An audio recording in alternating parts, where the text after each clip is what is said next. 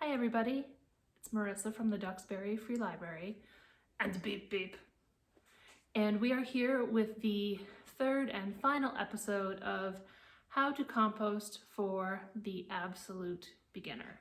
So in our first episode, Beep Beep and I played a game called Can It Compost? And we talked about what compost is and what can go in your compost bin. That's right.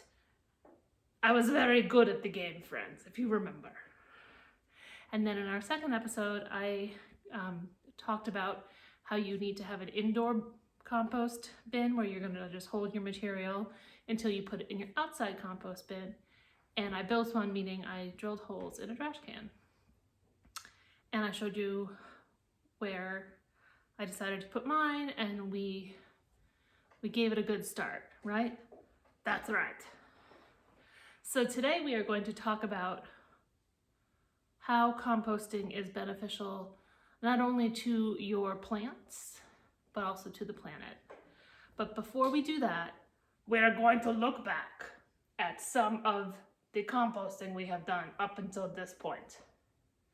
That's right, so I filmed those first two compost episodes in the middle of March. So I've been composting since then.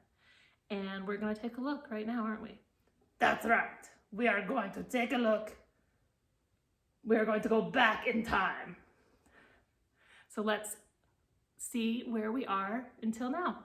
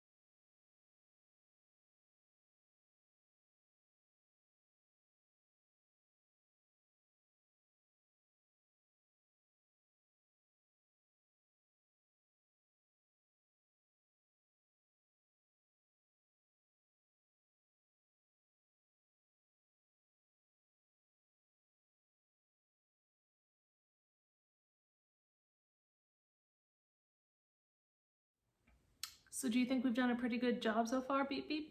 I do. So you can see on each time I took a little clip video of putting in the compost.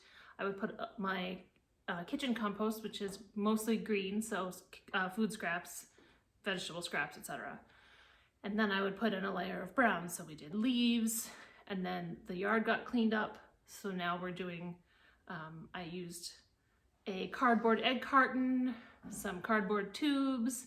So all of that paper is carbon, or it's called browns.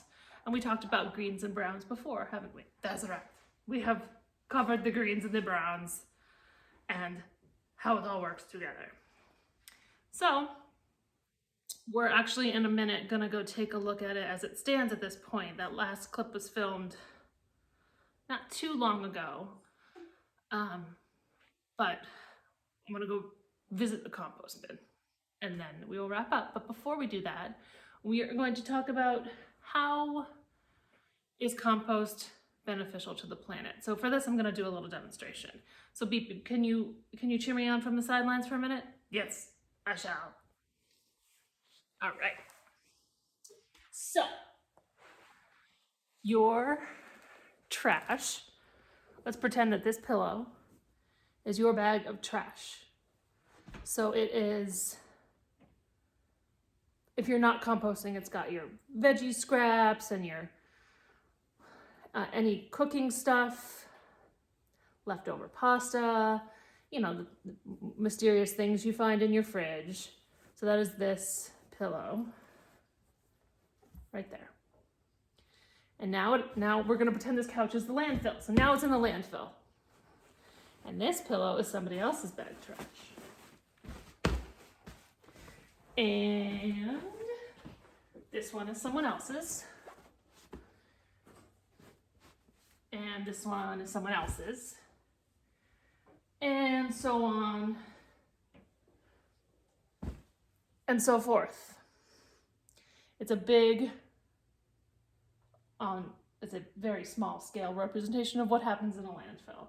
So your bag of trash, which is down here, is in the dark and there's no air.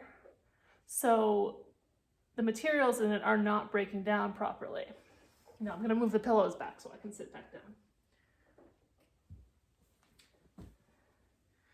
So let's free our pillow trash bag here. So anything that was in your trash is not breaking down properly, and it is creating methane, which is a greenhouse gas, which contributes to global warming. So by composting your materials that are able to be composted, you're keeping things out of the landfill, and you're also keeping down, in a small way, but if everybody did it would be a big way, you're keeping down in a small way the production of greenhouse gases, which is super important.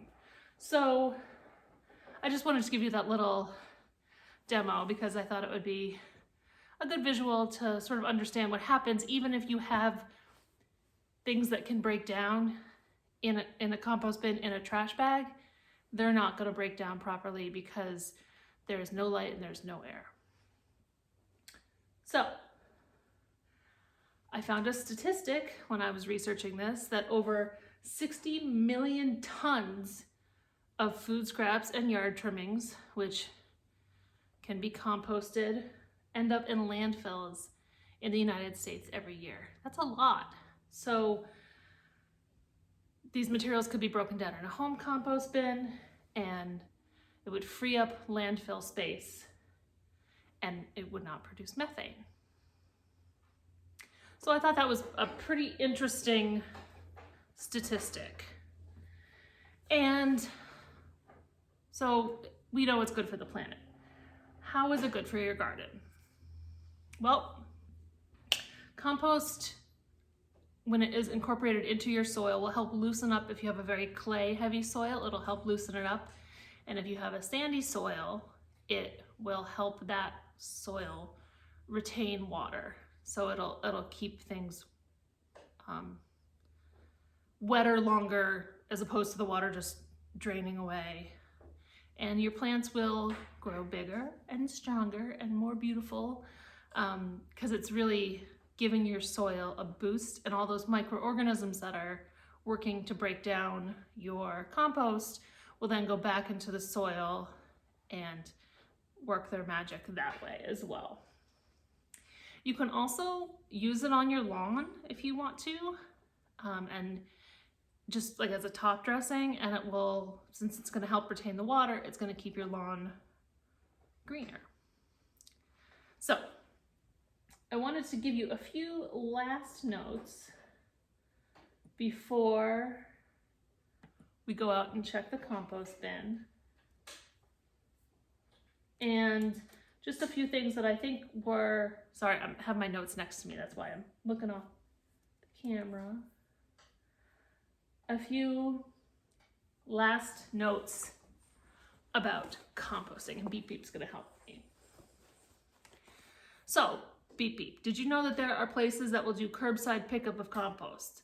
Well, I know because I peeked at your notes, but no, I did not know that, Marissa. There are companies, so if you decide you like the idea of composting, but you don't want to start a home compost bin, it's not for everybody. There are companies that do curbside pickup, and it's like a subscription service.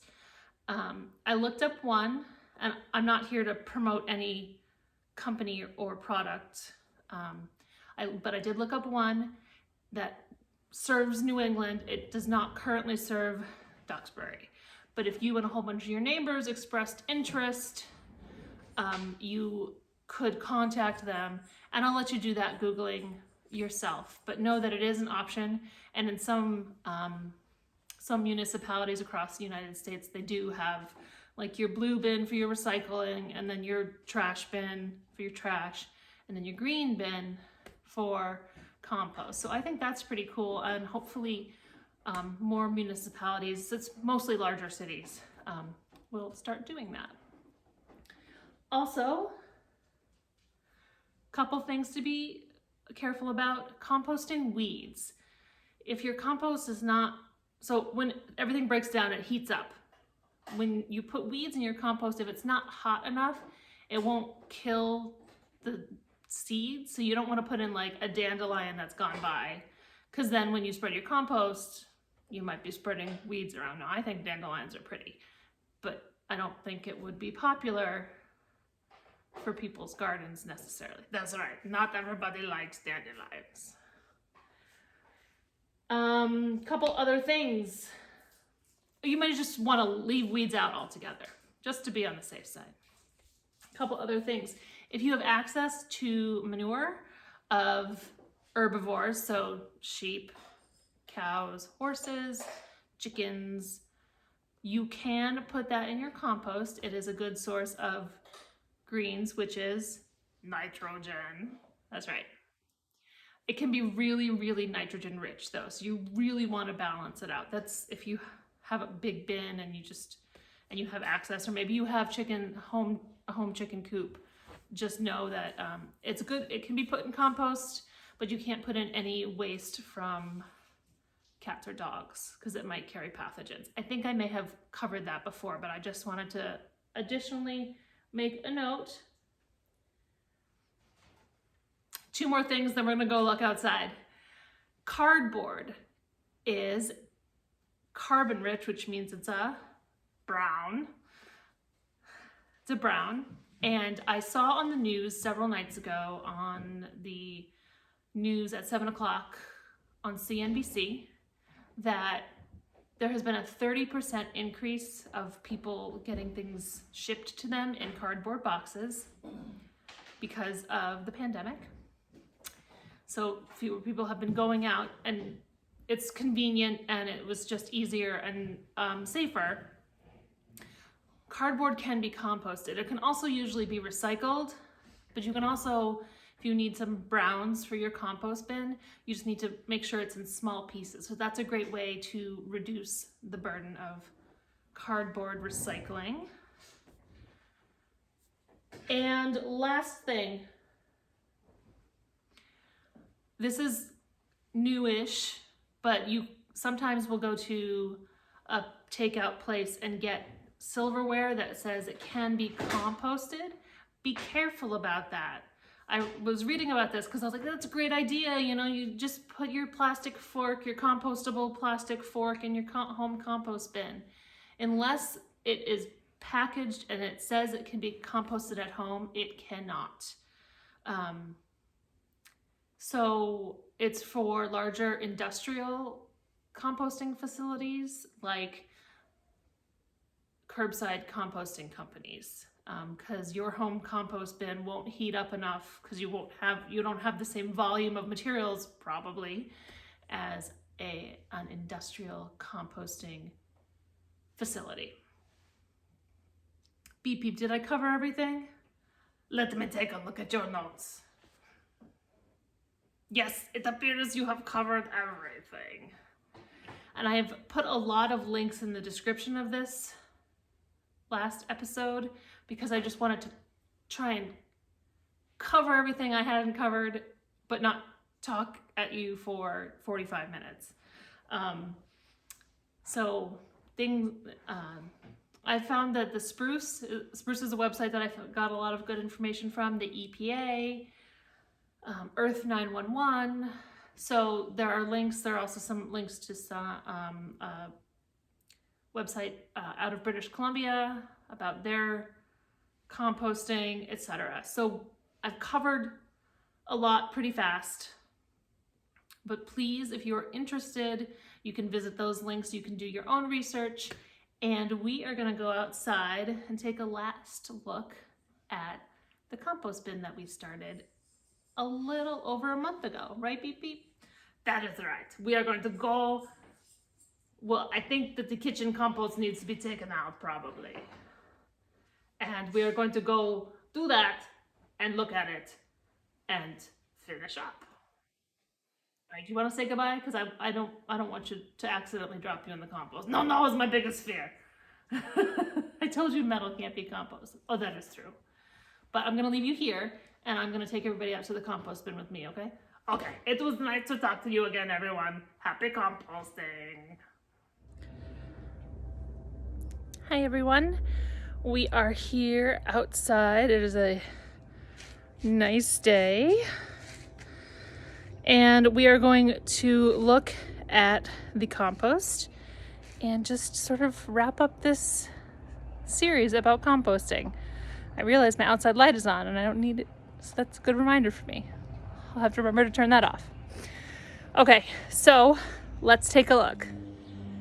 All right, friends, for the really thrilling part, my compost bin. Now, as you can see, it doesn't get full sun all day. It is, as I'm filming this, about 1:30 in the afternoon because there's an overhang.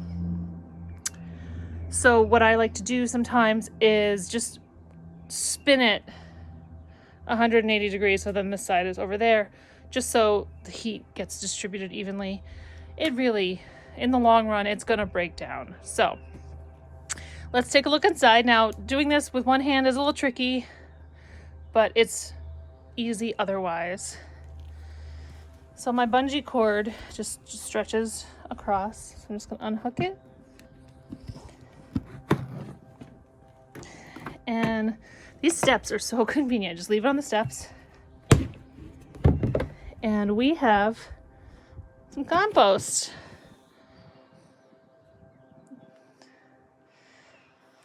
And at this point, I'm gonna put some browns on it and then empty my kitchen compost and then put a few more browns and then put a little water on it. But I'm just gonna stir it around. So you can see the condensation on the side of the bin means that it's not cold. It is retaining heat and some moisture. So we're just gonna give it a turn. And when you turn your compost, you wanna turn from the outside edge into the center to stir it all up. So sorry if this is gross, but this is what your compost bin will look like if you choose to do it. So if this is not something you want to do, that's cool too. But you can see a lot of eggshells in here. They will eventually break down. There might be little tiny pieces of eggshell in the finished compost, but that's okay with me. And when you want to give it like a big turn, you can either empty it out completely and then put it all back in, which is kind of a pain, or just take out part of it. You just need to just stir it up like a salad. I don't usually bring out the spade. I don't turn it every single time I put new material in here. Also, one of the questions I see a lot when I was researching compost is, does it smell? If done correctly, it does not smell. So done correctly means the right ratio of brown materials, carbon, and green materials, nitrogen. Right now, I think it definitely needs some browns because I had greens on the top. Sorry, I'm looking past the camera, so that's why you're sort of getting an edge view. But no, it doesn't smell in the way that like a sewer smells. It has a little bit of an earthy smell sometimes, but it doesn't smell bad. And like I said, if you have the right balance, then it shouldn't really smell much at all. So that's where we're at. And I'm gonna put some browns in. So this is torn up printer paper and paper bags and some cardboard tubes. Like I said, all of the leaves that were here before got blown to the end of the property. So I'm not going to go retrieve them at this time. I'm just going to use paper because I can. And the thing that I like about using paper is if you still get paper bills or anything that has some identifying information on it, as long as it's not a glossy coated paper or a plastic window envelope, you could put it in like a little home shredder and put it in your compost, and I don't think people are going to try and steal your identity out of your compost bin. So this right now is mostly paper bags. Just sprinkle. I also have a pair of they're gardening shears I use only for compost, but they can be tossed in the dishwasher, so you could use them for the kitchen if you wanted to. And I do that if I have any materials in my indoor bin that are a little bit too big, like stems or anything like that I usually try and cut up. Like any vegetables that have gone bad, I usually try and cut them up before I put them in the bin. So, got our browns. And this water bottle is it's just tap water. It's like, I'm just gonna wet that a little bit.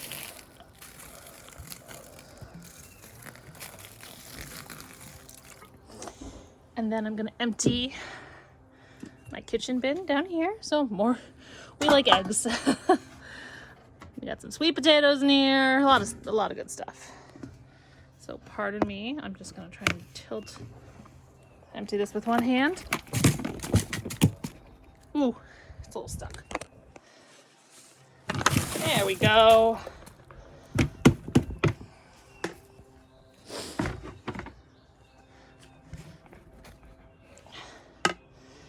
And now I'm gonna put in a few more browns.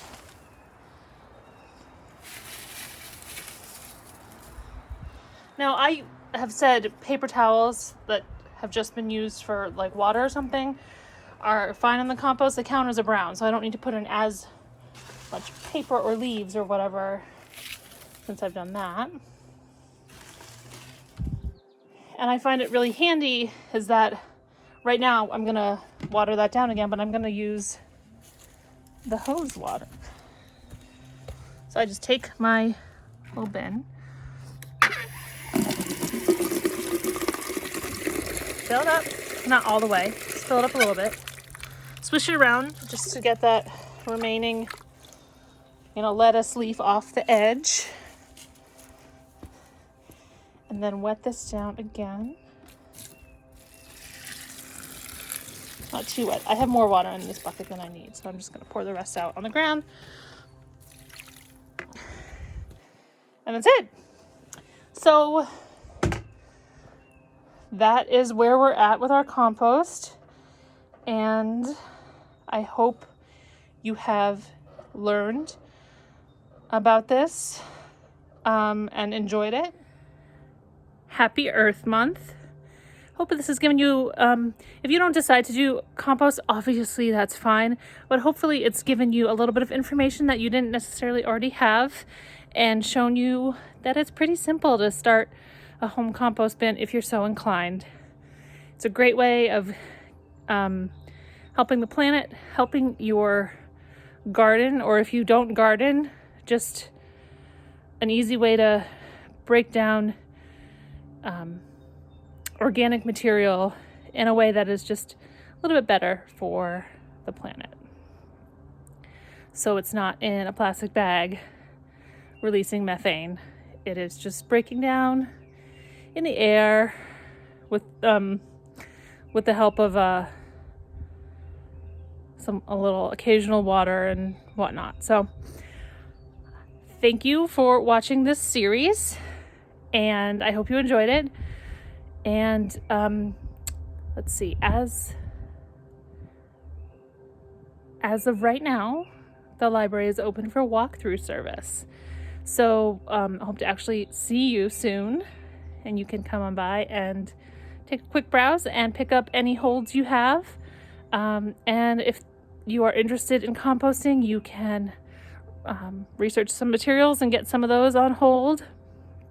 And again, a lot of links in the description of this video and the other ones. We're not sponsored. This is not a sponsored video, but just some resources that I found helpful while putting this together. So thanks everyone. Happy spring. and we will see you soon.